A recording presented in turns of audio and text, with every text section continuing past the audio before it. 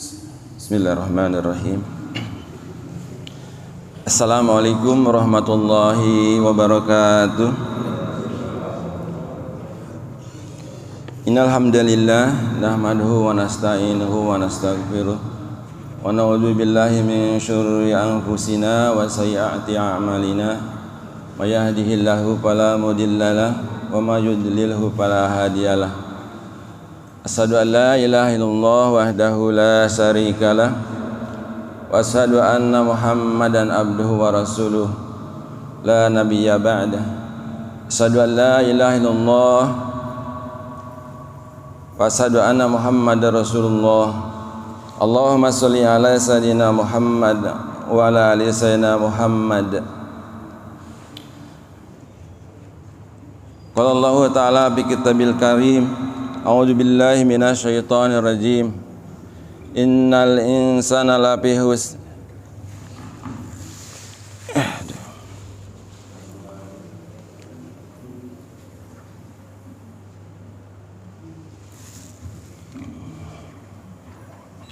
Qala Allah ta'ala fi kitabil karim, a'udzu billahi minasy syaithanir rajim. Innal insana lafi khusr illa alladzina amanu wa amilus solihati wa tawasaw bil haqq wa tawasaw bis sabr. Shadaqallahul azim. Jamaah subuh yang dirahmati Allah, puji syukur tak henti-hentinya kita panjatkan kepada kehadirat Allah Subhanahu wa taala. Sampai pagi hari ini kita masih diberikan kesempatan, kesehatan, kenikmatan serta kekuatan untuk selalu menjalankan kewajiban kita. Salah satunya adalah menunaikan sholat subuh berjamaah. Salawat dan salam salut kita sanjungkan kepada baginda Nabi Muhammad sallallahu alaihi wasallam, keluarga dan para sahabatnya. Mudah-mudahan kita selalu dapat istiqomah mengikuti sunnah-sunnahnya hingga sampai kita dipanggil Allah Subhanahu wa taala. Jamaah yang dirahmati Allah, pada pagi hari ini saya dapat kesempatan kembali untuk saling berbagi, khususnya terkait dengan ilmu pengetahuan agama kita. Mudah-mudahan apa yang saya sampaikan, walaupun sering dibahas oleh teman-teman, tapi tidak ada salahnya kita mengingatkan kembali. Mudah-mudahan dengan mengingat kita akan lebih baik dan lebih sempurna di dalam menjalankan ibadah kepada Allah Subhanahu wa taala. Sebagaimana tadi disampaikan dalam satu surah bahwa sesungguhnya manusia adalah dalam keadaan merugi. Akan tetapi hanya orang-orang yang beriman yang selalu saling nasihat menasihati dalam kebenaran dan nasihat menasihati dalam kesabaran. Sebagaimana yang disampaikan oleh Syekh Abu Bakar Jabir Al-Zairi dalam kitab Minhajul Muslim, menjabarkan sejumlah hadis yang berkenaan dengan anjuran saling nasihat menasihati. Misal dalam hadis ijazaha ahadukum hahu fayansahalahu, yang artinya jika seseorang di antara kalian meminta nasihat kepada saudaranya, maka hendaklah ia menasihatinya. Sungguhnya tindakan itu adalah wujud dari kecintaan kita kepada sesama dan kepada saudara kita sebagai kepedulian kita. Jamaah yang dirahmati Allah, pada pagi hari ini saya akan menyampaikan yang terkait dengan kebersihan, di mana kebersihan sering disampaikan adalah sebagian dari iman. Dari hadis yang ke-23 adalah setiap amal kebajikan adalah sedekah. Ini ada hadis dari kumpulan hadis Arba'in Imam Nawawi dari kitab Al-Wafi sebagai pokok-pokok ajaran Islam. Diriwayatkan dari Abu Malik Al-Haris bin Ashim Al-As'ari, ia bertutur bahwa Rasulullah sallallahu alaihi wasallam bersabda, bersuci adalah sebagian dari iman. Alhamdulillah memenuhi timbangan. Subhanallah walhamdulillah memenuhi ruangan antara langit dan bumi. Salat adalah nur, sedekah adalah burhan, sabar adalah dia, dan Al-Quran adalah hujjah untukmu dan terhadap dirimu. Semua orang pergi dan menjual dirinya, maka ia akan membebaskan dirinya atau menghancurkannya. Hadis ini diriwayatkan oleh Imam Muslim di awal kitab At-Taharah bab Fadul Wudu nomor 223. Penjelasan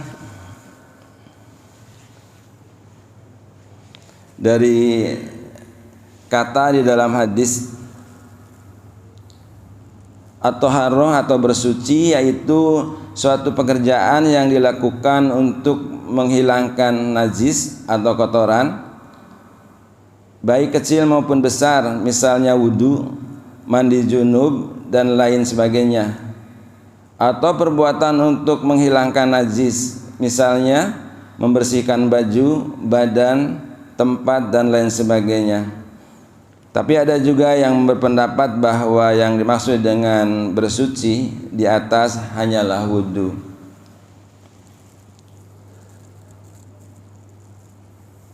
At-tahur atau sataru maksudnya setengah dari iman. Sebagaimana yang terdapat dalam riwayat Ahmad dan Tirmidzi, bersuci adalah setengah dari iman. Alhamdulillah, yaitu pujian bagi Allah, maksudnya adalah pahala dari pujian tersebut.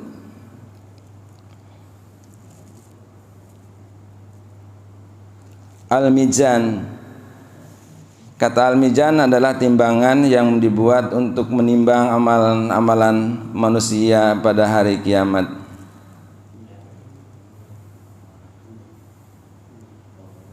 Subhanallah, maha suci Allah, maksudnya adalah pahala dan mengucapkan kalimat dalam kalimat tersebut. As-salatu nur, salat adalah nur atau cahaya yang menunjukkan perbuatan-perbuatan baik.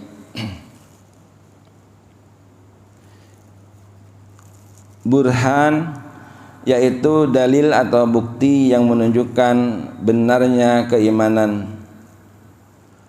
As-sabur, sabar, adalah menahan jiwa terhadap berbagai angan-angan dan komitmen terhadap kebenaran meski penuh dengan onak dan duri. Dia adalah cahaya yang sangat terang benderang.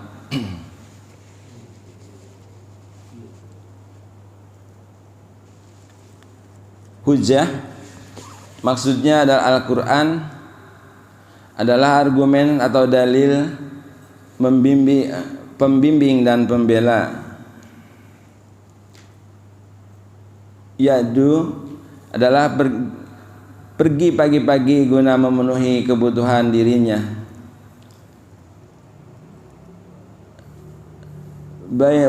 Bayun nafsah, maksudnya adalah menjual dirinya untuk Allah Subhanahu wa taala, yaitu dengan menaati semua perintah dan menjauhi semua larangannya, atau sebaliknya menjual dirinya untuk setan dan hawa nafsunya, yaitu dengan senantiasa berbuat maksiat dan mengundang murkanya Allah. Mu'tikuha maksudnya membebaskan dirinya dari kehinaan di dunia dan azab di akhirat.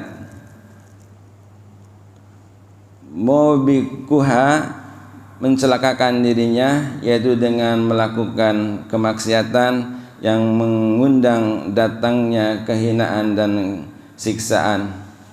Itulah penjelasan kata di dalam hadis tadi. Pemahaman dan pelajaran di dalam hadis ini antara lain hikmah yang tiada nilainya, bahwa Nabi Muhammad SAW sering menyampaikan nasihat kepada para sahabat dengan perkataan yang singkat, jelas dan penuh makna. Karena dengan metode ini para sahabat dapat dengan mudah mencerna semua nasihat. Di dalamnya mencakup semua kebaikan dan peringatan dari semua kejahatan. Tidak ada kerancuan pada lafaz dan maknanya. Hadis yang kita bahas saat ini mencakup berbagai tauzih atau bimbingan yang mengagumkan, hikmah dan yang berharga. Ia adalah nasihat yang meluncur dari orang yang perkataannya tidak bersumber dari hawa nafsu, akan tetapi bersumber dari wahyu yang diturunkan kepadanya. Selanjutnya kita masuki dari inti pembicaraan kita, yaitu taharah. Taharah dan pahalanya, bahwa taharah atau bersuci merupakan syarat sahnya ibadah dan ikon dari kecintaan kepada Allah Subhanahu wa taala.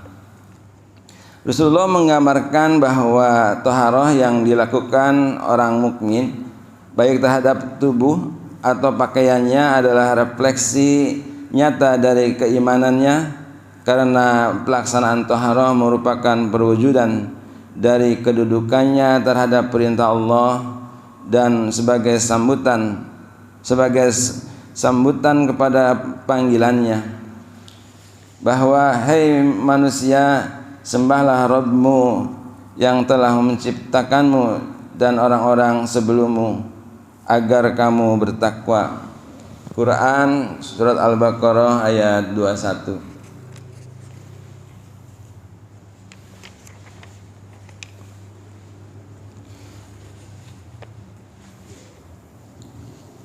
Di dalam surat yang lain, hai orang-orang yang beriman, apabila kamu hendak mengerjakan sholat, maka basuhlah mukamu dan tanganmu sampai dengan siku, dan sapulah kepalamu, dan basuhlah kakimu sampai dengan kedua mata kaki. Dan jika kamu junub, maka mandilah. Dan jika kamu sakit atau dalam perjalanan atau kembali dari tempat buang air atau kakus atau menyentuh perempuan, lalu kamu tidak memperoleh air, maka bertayamumlah dengan tanah yang baik atau bersih, sapulah mukamu dan tanganmu dengan tanah itu. Allah tidak hendak menyulitkan kamu, tetapi Dia hendak membersihkan kamu dan menyempurnakan nikmatnya bagimu supaya kamu bersyukur. Quran surat Al-Maidah ayat 6. Juga ayat yang lain, dan pakaianmu bersihkanlah. Quran surat Al-Mudaththir ayat 4. Ini semua dilakukan agar ketika menghadap Allah dalam keadaan bersih dan aroma yang harum, sehingga layak untuk mendapatkan kecintaan Allah Subhanahu wa taala. Sesungguhnya Allah menyukai orang-orang yang taat dan menyukai orang-orang yang mensucikan diri. Surat Al-Baqarah ayat 222. Jamaah yang dirahmati Allah, begitu pentingnya dalam melaksanakan wudu di dalam kita mau menghadap kepada Allah Subhanahu wa taala, khususnya ketika kita akan melaksanakan sholat. Taharah itu juga adalah setengah dari iman, bahwa Rasulullah telah menerangkan pahala bagi orang-orang yang bersuci, berwudu dan lain sebagainya akan menjadi berlipat ganda di sisi Allah hingga mencapai setengah dari pahala keimanan. Karena iman menghapus dosa-dosa besar dan kecil yang telah lalu, sedang taharah khususnya wudu menghapus dosa-dosa kecil yang telah lalu. Dengan demikian seolah-olah setengah dari iman.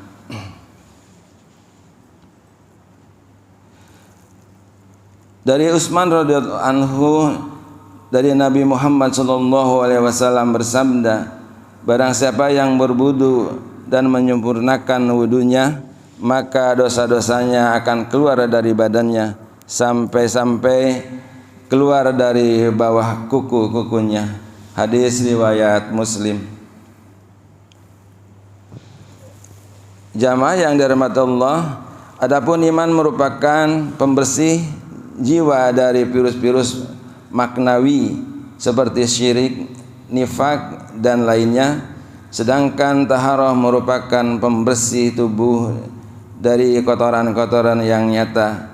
Karena itulah taharah atau wudu akan menjadi tanda bagi umat Nabi Muhammad SAW pada hari kiamat kelak. Rasulullah SAW bersabda, sesungguhnya umatku akan dipanggil pada hari kiamat dengan penuh cahaya karena bekas wudu. Barang siapa yang bisa melebihkan cahayanya, maka lakukanlah. Muttafaqun alaih.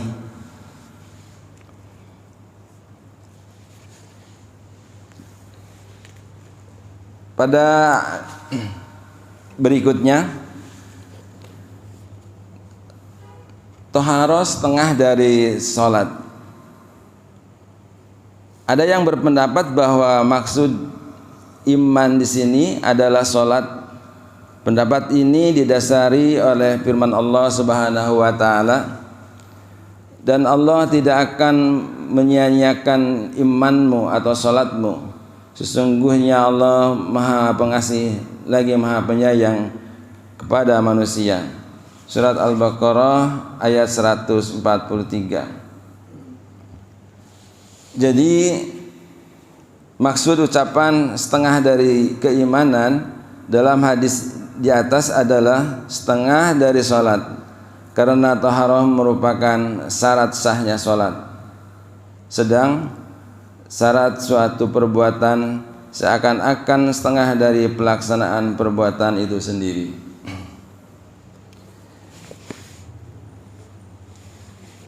Selanjutnya, wahyu adalah kunci surga.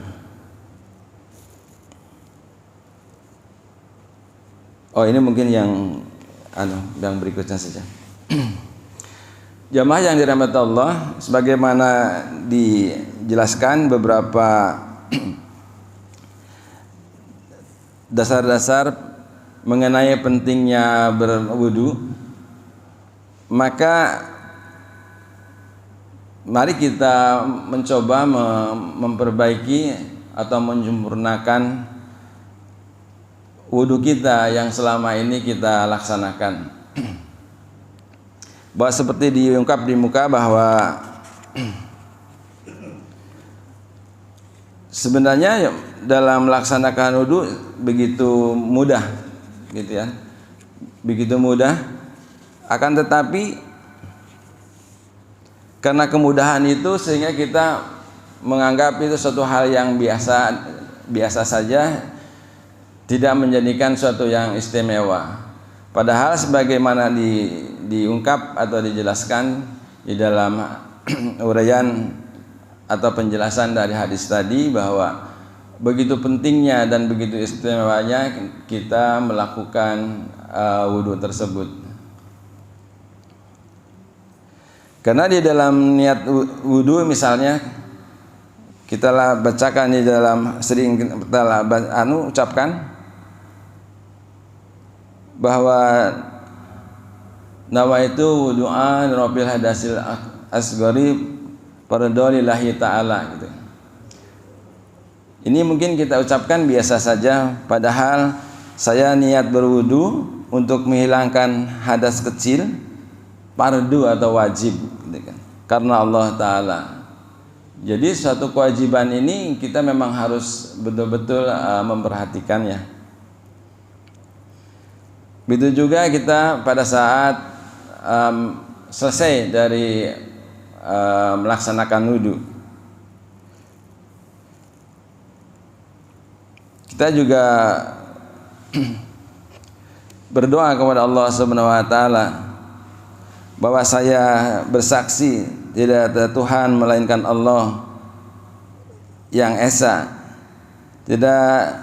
tiada sekutu baginya, dan saya bersaksi Nabi Muhammad adalah utusannya. Ya Allah, jadikanlah saya orang yang ahli taubat, dan jadikanlah saya orang yang suci, dan jadikanlah saya dari golongan atau hamba-hambamu yang soleh. Kalau kita perhatikan doa ini juga begitu kita menyerahkan diri kepada Allah Subhanahu wa taala, bahwa kita mengesahkan Allah dan bersaksi kepada Allah bahwa Nabi Muhammad adalah utusannya, dan kita meminta menjadikan kita sebagai golongan orang-orang yang selalu mensucikan diri dan menjadi hamba-hambamu yang soleh. Nah, tentunya kita dalam pelaksanaan wudu ini sangat perlu diperhatikan. Sebagai contoh, barangkali kita di dalam kehidupan sehari-hari, dalam pelaksanaan kita hidup sehari-hari, kalau pagi hari mungkin kita berangkat seperti sekarang ini dari rumah, itu kita sudah mengganti baju yang baru, pakaian semua dari luar maupun dalam juga yang baru, dan sempat juga kita menggunakan wangi-wangian, sehingga yang disampaikan di hadis di muka bahwa dengan pakaian yang bersih, yang harum, juga melaksanakan wudu kita dengan baik. Akan tetapi kalau kita sudah di perjalanan, kita misalkan di kantor yang masih bekerja, kalau saya sudah pensiun jadi di rumah saja. Bagi yang masih di kantor, seperti pengalaman saya juga pada masa muda, jadi seharian menggunakan pakaian itu, kemudian kita melaksanakan sholat zuhur, lalu kita melaksanakan sholat asyar, bahkan maghrib masih juga menggunakan pakaian yang sama. Terus pakaian kita apakah pernah kita mengeceknya, bahwa misalkan mohon maaf, pakaian paling dalam kita apakah pernah kita cek bersih dari hadas kecil nggak gitu, misalkan dari air kencing. Padahal itu kalau menempel berarti kita tidak menggunakan pakaian yang bersih. Dan itulah yang akan kita gunakan di dalam sholat kita. Dan kenyataannya memang kita gunakan gitu. Nah, barangkali hal-hal yang kecil seperti ini, jadi tadi saya ingin mengingatkan bahwa coba kita perhatikan gitu, untuk di masa-masa perjalanan kita. Jadi kalau wudu, manakala kita sudah menggunakan pakaian kita yang begitu lama, mungkin setengah hari, kita sudah melakukan buang hadas kecil udah 2-3 kali, udah gitu juga berdiri lagi gitu kan. Jadi celana kita tidak digulung gitu kan. Kita berdiri, tempatnya juga mungkin kurang bagus, kurang pas untuk kita buang hadas kecil, sehingga ini menjadikan beban sebenarnya di dalam salat kita. Apakah baju kita, celana kita khususnya gitu, apakah itu bersih atau tidak gitu. Maka ada kebiasaan bagi teman-teman kita yang sering hurus gitu ya, itu saya sering lihat begitu dia habis wudu, dia masuk masjid terus ganti pakai sarung. Jadi pakaian dalamnya dia tinggalkan, disimpan, barulah dia salat. Itu juga merupakan suatu perbuatan baik ya. Jadi yang kehati-hatian, tidak harus ditiru barangkali, tapi bisa saja kita menyiapkan misalkan celana yang baru, sehingga pada saat kita akan melaksanakan sholat benar-benar dengan yang bersih itu. Jadi kebiasaan kita barangkali membawa tas gitu ya, membawa tas isinya ya persiapan memang untuk mengganti pakaian kita ya, pada saat kita akan sholat, baik di dalam kantor atau juga khususnya dalam perjalanan. Sehingga apa yang diminta atau dipersyaratkan di dalam kesempurnaan ibadah kita, insya Allah akan lebih mendekati untuk kesempurnaan. Karena tadi itu bahwa sudah disampaikan Allah Subhanahu wa taala di dalam hadis muttafaqun alaih, bahwa sesungguhnya umatku akan dipanggil pada hari kiamat dengan penuh cahaya karena bekas wudu. Barang siapa yang melebihkan cahayanya, maka lakukanlah. Jadi memang perlu juga kita berlomba-lomba memperbaiki wudu.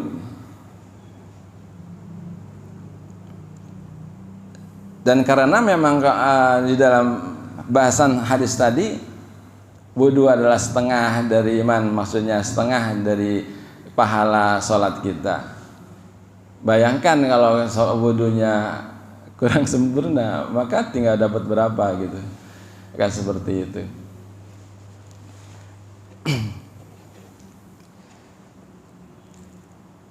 Jamaah yang dirahmati Allah, materinya mungkin saya hanya sedikit-sedikit saja ya. Tapi mudah-mudahan ini sebagai bagian atau mukadimah di dalam diskusi kita pada pagi hari ini. Saya alhamdulillah tadi guru saya juga hadir, alhamdulillah Pak Wahyu. Jadi tadinya mau ditembak sama Pak Rahmat. Jadi di sini nih. Tapi katanya nggak enak. Nggak enak kalau ditembak tuh. Jadi itu saja barangkali sebagai bahan diskusi kita. Selanjutnya kepada seluruh jamaah, bapak-bapak, kami persilahkan untuk bisa menambahkan materi ini, sehingga tujuan bahwa di dalam diskusi ini adalah kita menambahkan ilmu pengetahuan dan menjadikan ibadah kita akan lebih baik. Pak, ya mau Pak. Waalaikumsalam warahmatullahi wabarakatuh. Sebenarnya bukan bertanya tapi diskusi aja ya Pak. Monggo. Ada di buku kita, saya hanya menekankan aja Pak, setelah kita bersuci dan membersihkan diri, tadi soal bersentuhan Pak. Bersentuhan ini kalau tidak menimbulkan rangsangan yang itu ya rangsangan ilahi ya artinya. Apa itu bisa membatalkan atau tidak membatalkan kalau sekedar bersentuh. Nah kalau bersentuh ini mungkin satu kondisi yang agak berbeda ya. Kalau di rumah mungkin tidak mungkin karena kita bebas bergerak. Tapi kalau katakan tempat tertentu dalam bersentuh kita bersentuh. Kalau bersentuh kan pakaian kita nih yang bersentuh dan tidak menimbulkan efek yang bisa membatalkan, dapat membatalkan. Itu pertama. Yang kedua, gimana pandangan mata? Setelah bersuci diri, di pandangan mata ini mohon ini terus terang kita bicara open aja terbuka ya. Kalau di luar mungkin tidak. Tapi di rumah, kalau kita bersuci diri, kita siap sholat, kadang-kadang orang rumah kadang mau mengganti-ganti aja kan pakaian. Nah itu bisa membatalkan tidak? Oke. Sebelum saya jawab, bagaimana ada mau jawab Pak? Gimana Pak? Pak saya kesini Pak. Oh.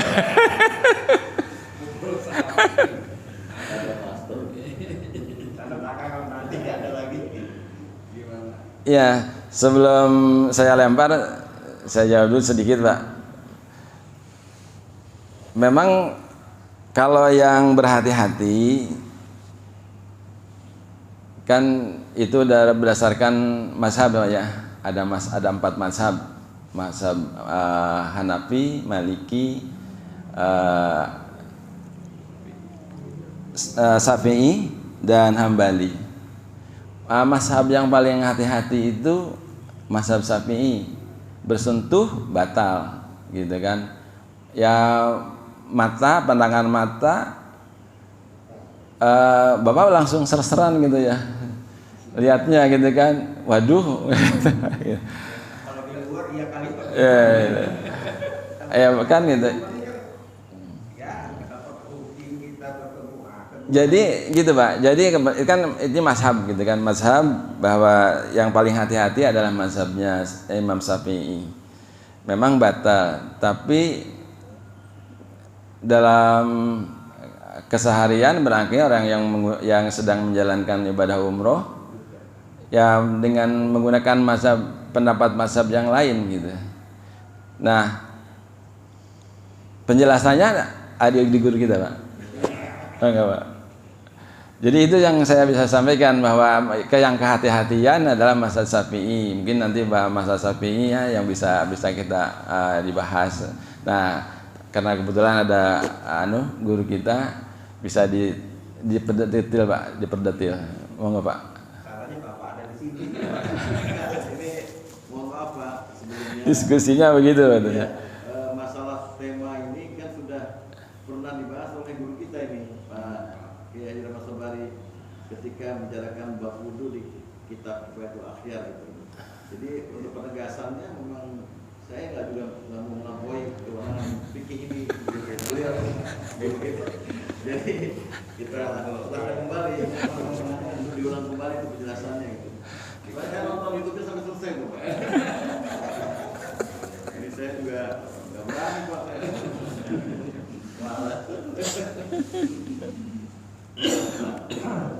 Jadi kan sebetulnya kenapa ada perbedaan mazhab itu kan ayat itu sama ayat itu kan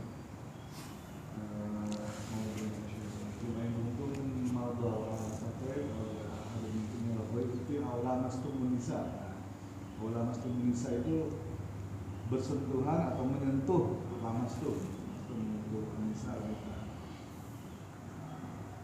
menyentuh wanita ini, apakah kata menyentuh ini merupakan sebuah kata kiasan atau kata harfiah? Nah di sini terletaknya perbedaan antara kata apa namanya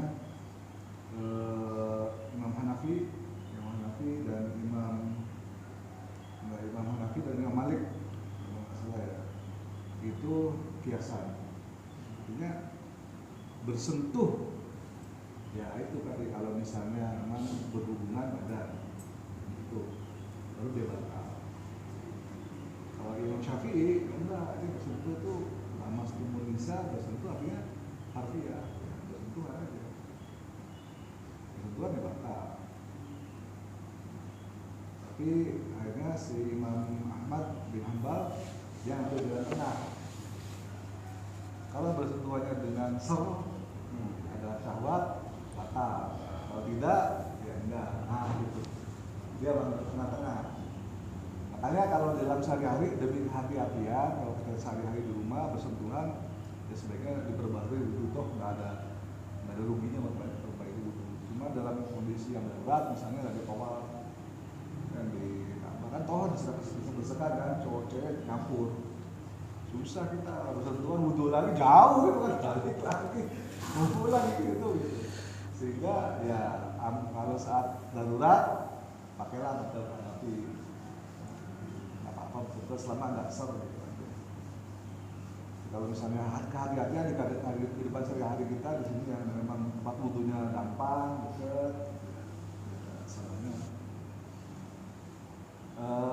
Adapun kalau mengenai rasa, kalau rasa itu setahu saya sih tidak membatalkan wudhu, karena memang nggak ada dalilnya bahwa kalau kita ada tanpa bersentuhan gitu, terus wudhunya batal. Saya belum menemukan sih, mungkin Pak Ustaz ada dalil lain. Saya belum menemukan itu. Aja sih.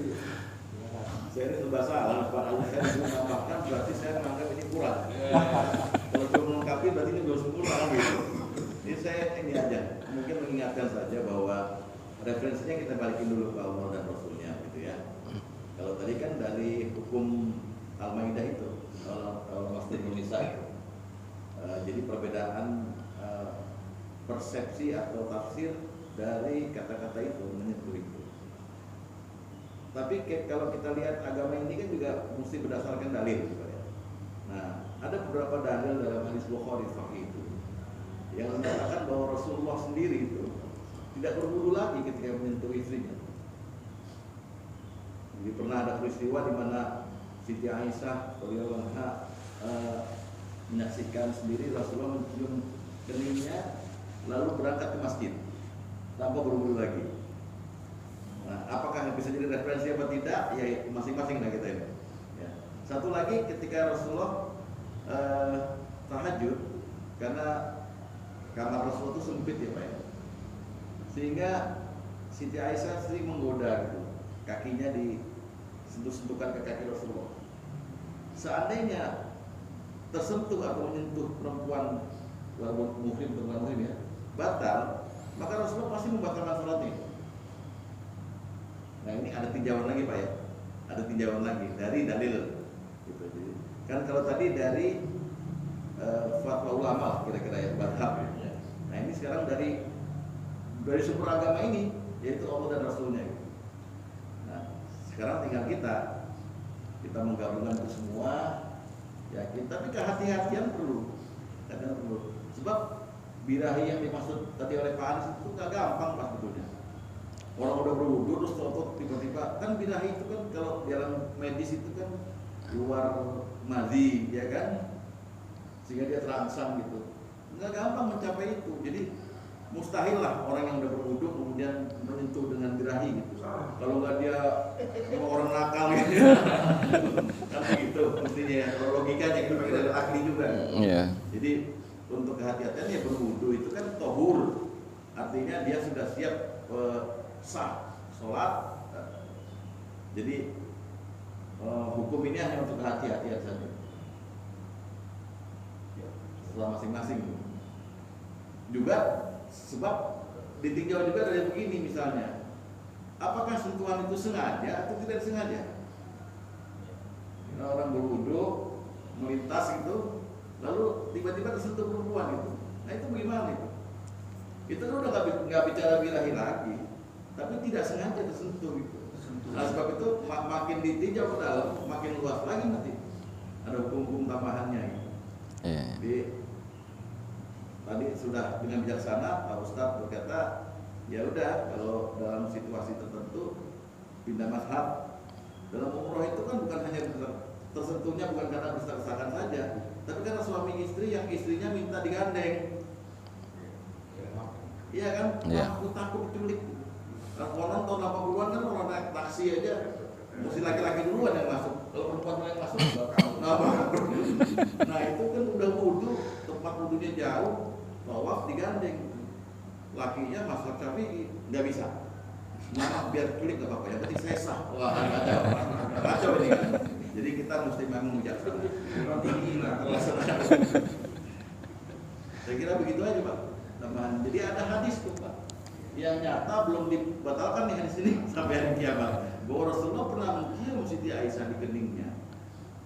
Mau pamit kayak Pak Anies, romantis nih Pak Anies nih. Yeah. Juga begitu beliau. Mas, saya agak subuh dulu ya. Subuh dulu lagi. Mencium itu kan sebetulnya mencium itu adalah sayang. Bidai itu Pak. Ya. Ya. Tidak mungkin tidak. Kalau udah ke pipi ke kuping mah udah. Ya kan? Saya kira begitu. Baik.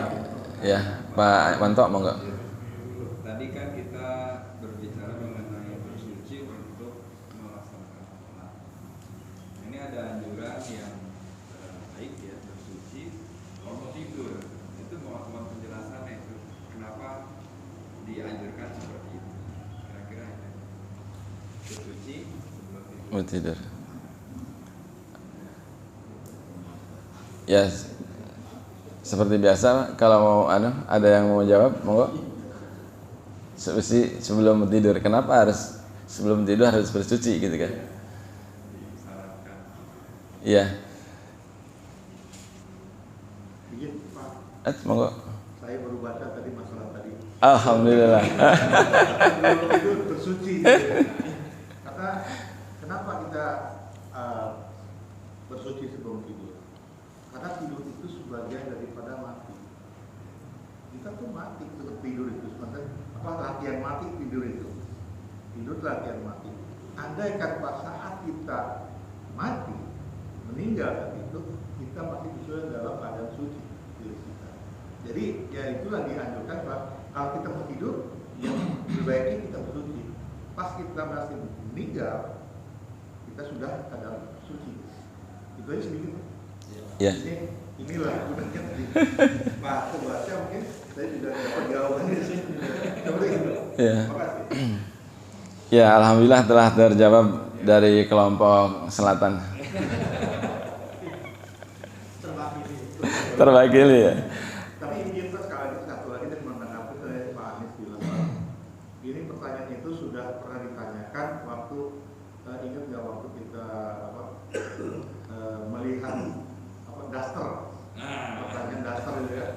Bagaimana kita melihat saat kita melihat daster berkibar, kita melihat, jadi bukan pintu. Itu menurut saya batal. Karena apa? Sudah kita jinah mata di situ. Berzina kita dengan bukan karena istri, memang itu istri, tapi dengan kita melihat bentuk molek dasar turun berkibar itu sudah batal. Karena tadi kembali Pak bilang sudah ada di hatinya itu dari sehingga kita tetap harus wudhu kembali. Mohon izin. Dasar nanti dulu Pak. Ya, baik. Ya, betul. Jadi dari Pak Haji Tatang memang suatu kehati-hatian kembali ya. Kehati-hatian kembali. Terus saya ingin menambahkan juga terkait dengan masalah tadi tidur harus sebaiknya berwudu. Sebenarnya kalau kita mau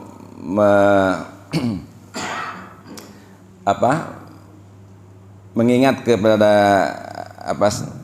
pesan dari hadis tadi, salah satunya adalah sesungguhnya umatku akan dipanggil pada hari kiamat dengan nur atau cahaya karena bekas wudu. Jadi kita sebenarnya sepanjang masa harus berwudu, Pak. Dengan kita sepanjang masa memegang wudu, maka kita akan juga mengontrol bahwa kalau kita mau melakukan maksiat, gitu kan, berbuatan buruk, maka ingat kita bahwa saya sedang berwudu, tidak sedang berpuasa saja gitu kan. Tapi lebih dalam bahwa kita sudah mensucikan diri gitu, secara harfiah atau secara sasad sudah mensucikan diri. Jadi akan juga membatasi atau memagari diri kita untuk tidak melakukan perbuatan-perbuatan jahat itu. Jadi sebaiknya kita memang harus memegang wudu. Jadi kalau kita ada buku Syaikhul Qayyim Al-Ghazali itu memang cerita wudu hampir sebuku ya gitu. Satu buku itu tentang taharah gitu, tentang begitu dalamnya gitu. Makanya itulah barangkali para ulama terdahulu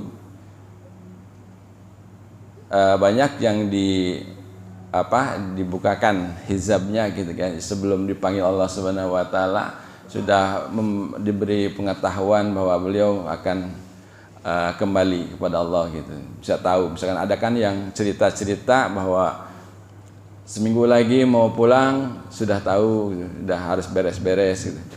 Tolong beres-beres rumah, bahwa nanti akan ada tamu siapa kita nggak tahu gitu.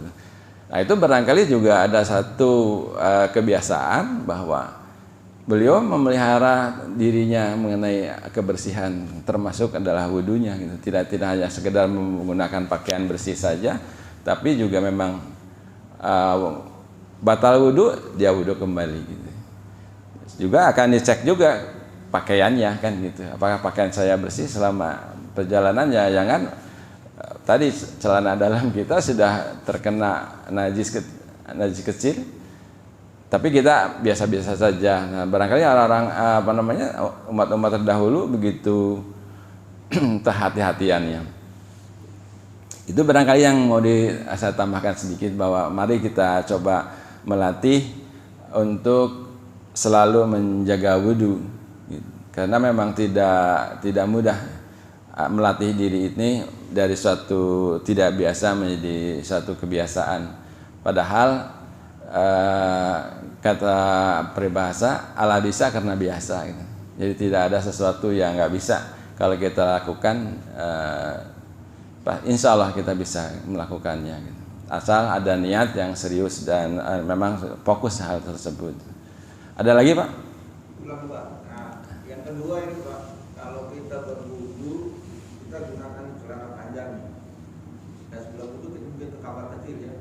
Kita ragu ada kena percikan. Katanya dia cukup bismillah saja kita pergi ke pakaian kita 3 kali, soalnya itu sudah mesti apa benar. Karena kita tidak mesti ganti kan kita di luar. Tapi kita ragu karena batuk tipis tadi. Mungkin cipratan. Nah, kita ragu, tapi cukup sebelum wudu kita bismillah, kita ada yang menyarankan demikian, kira-kira gimana? Ya, balik lagi kita ke kehati-hatian Pak ya. Bahwa dalil yang tadi kalau Imam Syafi'i kan begitu hati-hatinya. Tapi tapi ada juga dalil yang lain gitu kan, bahwa mengatakan cukup dengan bismillah saja gitu. Kan juga memang ada yang dicontohkan oleh Rasulullah yang ketika kena lumpur gitu kan, kotoran, ketika mau masuk masjid, beliau cukup dengan menyiram airnya, tidak wudu lagi gitu. Jadi sendalnya tidak kan waktu itu masih pasir gitu kan. Jadi tidak dilepas sendalnya. Jadi cukup dengan disiram air, kemudian sholat seperti itu. Jadi kembali lagi ke hati-hatian kita gitu. Mau yang pegang yang mana gitu. Dan tadi ada rasa uzur atau tidak gitu loh. Wah uzur, pakai saya nggak ada lagi, cuma ininya. Kalau saya buka nggak pakai salah. Seperti itu. Barangkali itu. Ada lagi Pak? Siapa? Kalau tadi hanya itu aja. Sekarang nanya gitu. Dalilnya apa? Sedangkan perintah contoh dari Rasulullah berkaitan wudu ini sudah ada, dokternya sudah. Nah dalilnya yang mengatakan bahwa cuci hidung 3 kali, kuping 3 kali, terus jidat gua ditepuk-tepuk 3 kali. Itu kan ada tuh Pak. Ya banyak yang melakukan seperti itu. Nah kan dalilnya mana Pak? Yang mana dalilnya? Yang menyatakan bahwa harus cuci kuping 3 kali, tidak 3 kali. Dan kan ceritanya kan cerita ini kan begini ya. Itu kan contohnya ratu itu bagaimana Pak cara itu dari petunjuknya itu? Ya. Terima kasih Pak. Ini agak berat juga pertanyaannya nih dari kelompok selatan. Saya belum bisa jawab Pak. Mungkin saya langsung lempar aja Pak. Pak Rahmat Pak. Karena memang di dalam hadis dalil tadi kan memang disebut di sini bahwa saya bacakan juga kan dalilnya kan di sini. Jadi cukup dengan kumur-kumur gitu kan, kemudian tangan dan kaki saja kan seperti itu. Kok ini komplit kan gitu kan? Jadi kan 3 kali sampai 10 kan, ada 10 kegiatan tuh. Dari mulai niat sampai dengan doa kan gitu ya. Itu ada 10 kegiatan. Monggo Pak. Basuh-basuhnya ini maksudnya.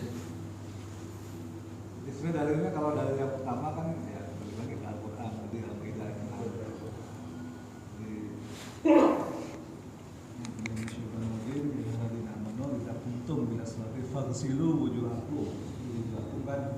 membasuh muka. Dan seterusnya ada muka, ada kepala, muka, terus tangan Kaki. Kaki dan mata kaki itu dalil wajib, artinya bagian yang dikenai wudu yang wajib itu 4 ya kan, silu wujuhakum wa aydiyakum ila marafiqi, dan kedua tangan sampai dengan sikut dia. Memseru wujuhakum wa aydiyakum ila ka'bain, dan kepala membasuh kepala dan kaki dengan mata kaki. Dari 4 item itu yang dalil dari wajib saat wudu itu harus. Adapun yang sisanya lainnya adalah sunnah, karena Rasulullah menambahkan. Jadi Rasulullah tidak hanya muka, tangan, kepala dan kaki, tapi Rasulullah juga cuci tangan dulu, ya kan? Terus kumur, cuci hidung. Itu Rasulullah beda dengan Quran ini, maksudnya bukan beda, dalam arti menambahkan yang sesuai dengan Quran ada, tapi belum juga melakukan hal lain. Nah itulah menjadi sunnah. Jadi kalau misalnya kumur-kumur itu nggak ada ayatnya, tapi adanya di hadis. Makanya kumur-kumur adalah sunnah. Nah, tapi 3 kali sebetulnya itu sunnah juga. Enggak 3 kali pun nggak ada masalah. Itu untuk memastikan bahwa betul-betul rata gitu, terkena muka ya betul-betul terkena rata, basah, dan sampai ada yang dijelaskan Pak I waktu itu ya. Ada kulit ikan nempel misalnya di tangan, nggak terasa kan, jadi nggak ada bagian yang nggak kena basah. Nah, itu nggak sempurna gitu. Nah itu kenapa 3 kali untuk memastikan bahwa betul-betul wilayah yang harus basah terkena wudu itu ya betul-betul basah. Ya itu 3 kali. Itu sunnah. Memang Rasulullah melakukannya 3 kali.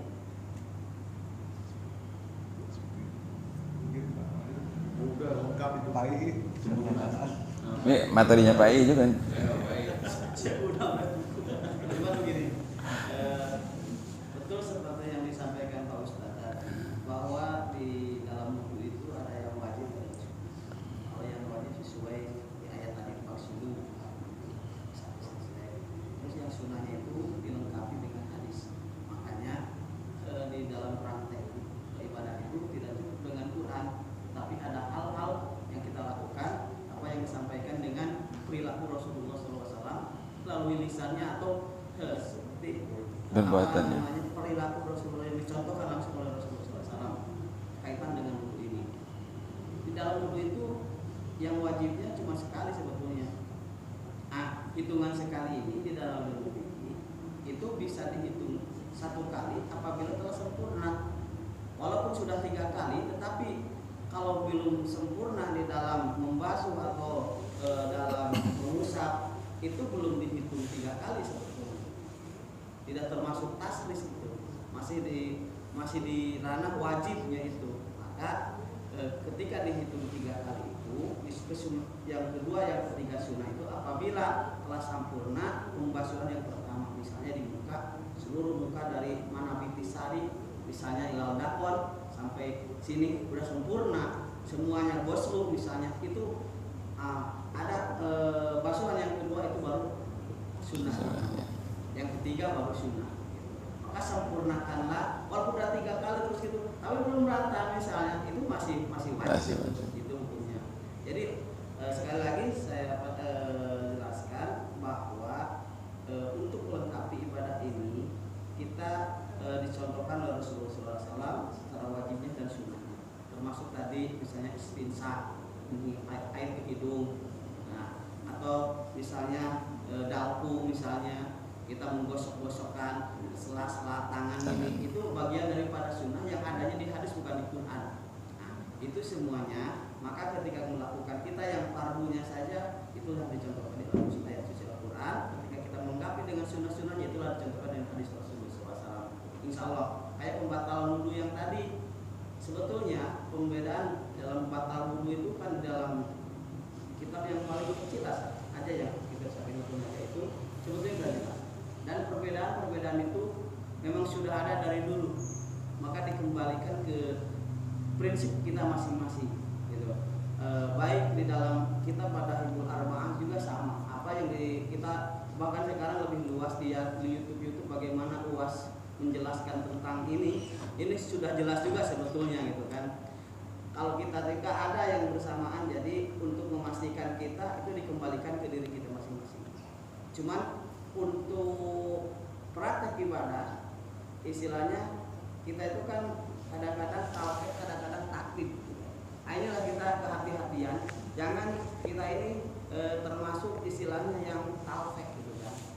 Jadi kalau rangkaian ibadah itu, kalau misalnya ngikutin di dalam wudhu itu, yang saya pahami, yang saya lagi guru-guru itu, kalau misalnya mau ngikutin satu madhab, maka dari mulai sucinya sampai sholat pun paling tidak harus bisa ngikutin seperti madhab yang kita ikutin. Itu salah satunya. Jadi jangan dipulah pilih gitu ibaratnya gitu. Kecuali di dalam tadi umur juga, kalau saya sudah jelaskan bahwa itu karena dalam madhurat gitu kan, di situ kita boleh, ada sebagian ulama juga yang memperbolehkan tentang batal wudhu dan bersihkan. Saya kira kalau masalah batal wudhu tidak ada yang harus kita inikan, itu semua memang sudah ada perbedaannya. Untuk kita mengambil kesimpulan, kita dikembalikan ke diri kita masing-masing. Itu semuanya saya kira seperti hadis yang disampaikan tadi bahwa Rasul telah mencuci keningnya, dan ketika sholat Rasul pernah menyentuh kakinya. Saya kira tidak mungkin Imam Syafi'i tidak mengetahui hadis itu, tetapi ada perbedaan pemahaman tentang hadis itu. Saya yakin Imam Syafi'i itu hafal, bukan ahli fikih, tapi beliau itu ahli hadis.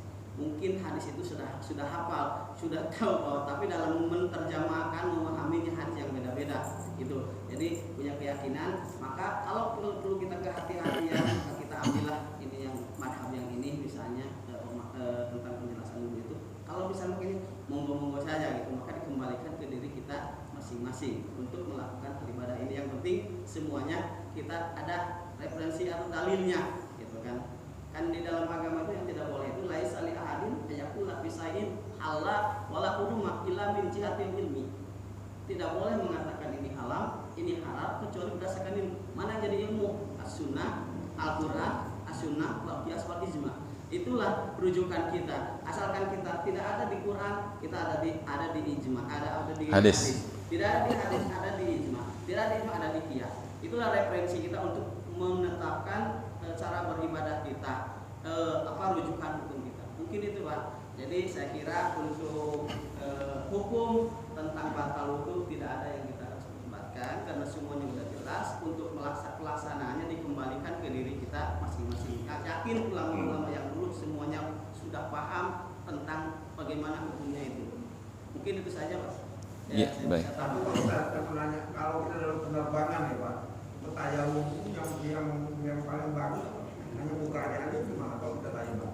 Kalau kita dalam penerbangan, kayak saya kalau terbang ke Flores, saya terbang jam 3 pagi, atau setengah 3 itu menurut menjelang subuh sebelum mendarat tuh. Tapi udah subuh, nah saya tanya itu buka aja gimana apa tangan juga? Iya. Angka otak Dua. itu dua Pak. Dua aja. Angka otak tayamum itu dua Pak, tidak seperti wudhu Pak. Muka sama tangan. Kalau tayamum kan, kalau wudhu kan istilahnya yang seperti yang tadi disampaikan Pak Ustadz, dalam Al-Quran itu 4 tambah yang sunnah-sunnahnya. Tapi dalam tayamum ini kan cuma 2, wajhun sama yadun. Jadi caranya kan kita kalau di pesawat ya, istilah kita ini Ke kursi barangkali ya. Nah, jadi caranya begini, ujung kaki lalu gini, kita pakai yang tangan gini. Jadi ini jangan dulu disentuh.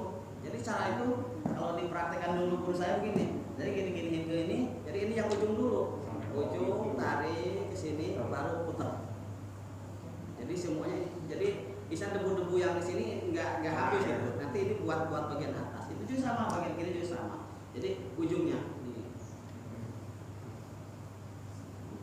di muka juga sama, di begini sama. Jadi Pak gini, nanti, nah jadi baru, jadi jangan dihabisin semua langsung begitu. Nah, cara prakteknya itu ya, cara prakteknya. Jadi yang jelas angka total tayamum itu cuma 2, tangan sama muka. Cara prakteknya, jadi bagian gini, sini, nanti bagian sini. Di kanan dulu ke sini, baru yang ini kiri. Itu cara prakteknya. Tapi kalau salah waktu saya umroh itu saya lebih pernah saya sekali melaksanakan sholat di waktunya itu karena di pesawatnya itu kalau nggak salah di pesawat Garuda itu memang ada musholanya di belakang itu dipakai ganteng begini. Saya pernah sholat waktu itu karena saya sendiri waktu itu 2016 itu pakai sendiri. Jadi pas bulan puasa tanggal 4 saya sholat zuhur kalau nggak salah waktu itu. Jadi saya wudhu di tempat itu, saya sholat di situ karena orang lain ada yang sholat di situ. Saya kan belum tahu, baru pertama kali gitu kan Pak, naik pesawat waktu itu kan. Saya ikut sholat di situ. Tapi yang berikutnya saya bareng jemaah, saya di bus pesawat itu karena bukan pesawat Garuda, jadi nggak ada tempat sholat akhirnya. Ya saya memilih untuk sholat di tempat duduk, di kursi tempat duduk gitu kan, istilahnya apa adanya gitu. Dengan tayamum itulah seperti yang Bapak praktekkan itu saya pernah lakukan itu gitu. Maka dikembalikan kalau memang pesawat ada fasilitas untuk sholat, ya sholat kan istilahnya sesuai waktunya kan, kita bawa jam gitu kan istilahnya, dan arahnya itu sesuai pesawat aja itu kan istilahnya, nggak mungkin nggak bisa ini. Kalau memang nggak ada fasilitas ya kita istilahnya sesuai yang dicontohkan para ulama, istilah duduk di kursi sambil kita tayamum menghadap kemana aja begitu Pak. Jadi caranya dengan tayamum. Jadi mungkin itu Pak. Jadi anggota tayamum 2 saya tambahkan cara prakteknya. Jadi kalau ini bisa mengingatkan menambahkan. Jadi atas bawah dulu ujung tangan kanan. Jadi jangan gini Pak. Udah habis duluan ini yang debunya gitu. Habis duluan ya. Yang atas kebagian nanti. Ujung tangan jadi powernya ini nanti dibalikin cara itu barangkali Pak, menambahkan saja ya. Ya. Baik, terima kasih atas segala penjelasan yang dapat melengkapi pada pagi hari ini. Karena waktu juga sudah jam 6 lewat. Kita akhiri saja pertemuan pada pagi hari ini. Mudah-mudahan apa yang kita dapat dan kita ketahui menjadikan tambahan ilmu buat kita semua dan dapat kita implementasikan dalam kehidupan kita sehari-hari dan kita sampaikan kepada keluarga di rumah. Ya, sebelum tutup mungkin hari ini hari H-1 sebelum, jadi besok itu terakhir kita ada kajian subuh Ustaz Satibi terakhir subuh. Habis itu kajiannya kita pindah ke waktu itikaf jam 12 malam. Tetap jamaahnya ini ya silakan yang hadir, ada tambahan yang lain itikaf. Jadi kita pindahkan mulai kajiannya, mulai datang itikaf mungkin jam 11 ya. Mungkin ada yang kurang dulu, ada yang sholat dulu, silakan bebas. Kita akan ada kajian mulai jam 00 sampai selesai mungkin jam 1 atau setengah 2, waktu ada lebih panjang. Setelah kajian kita ada sajian nanti.